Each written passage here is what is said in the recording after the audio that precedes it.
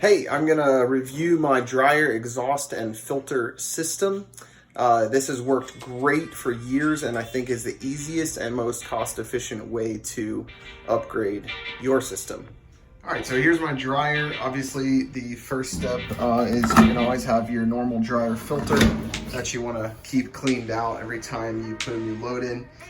And then here's the exhaust vent for the winter, which is a bucket. You gotta be okay with having a bucket in your laundry room. And I'll back up here first to where the exhaust comes out of the actual dryer. If we can see that. So there's the exhaust vent. This is simply a T connector, sort of like a T valve in plumbing. So it's gonna split off to a third valve. Let me see if I can give you a good perspective here. And then it has a little lever there that will select which way it flows. So right now the lever is the way the door is on the inside. So you can see it's closed to the third hose line to the bucket, and it's open to the exit, the vent outside. So this is the way we keep it in the summer, so we can push the hot and moist air outside. And then in the winter, we flip that lever up and it pushes the exhaust air through to this tank.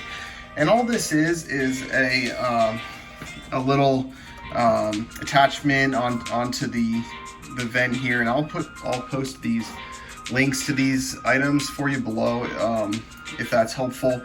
And all that does is it goes into here and it has into the bucket, and it has a another little filter, screen filter as well, that every once in a while, not nearly as often, so it does get caked up a little, you can see. I'll go ahead and clean, kind of shake that out. It's real easy.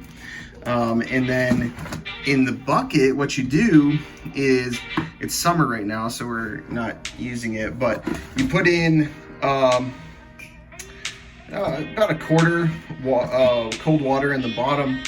And what that does is anything that gets through the first two filters of the lint will kind of swirl in there and get caught in the water. So you'll get a layer of really, really fine lint on the water in the bottom of the bucket. And then every month or so, you dump that out. And the other thing it does is it will put a little bit of humidity into the air, but not a ton, because the cold water will condense a lot of the hot water. Here in Texas, we want the humidity, and even in more humid areas in the winter, you might want more humidity. So that's it. Super simple system. What I do is, when this is running, is I pull it out in front of or next to the dryer like that, so that the vent goes into the house and doesn't get caught blowing under or behind the dryer.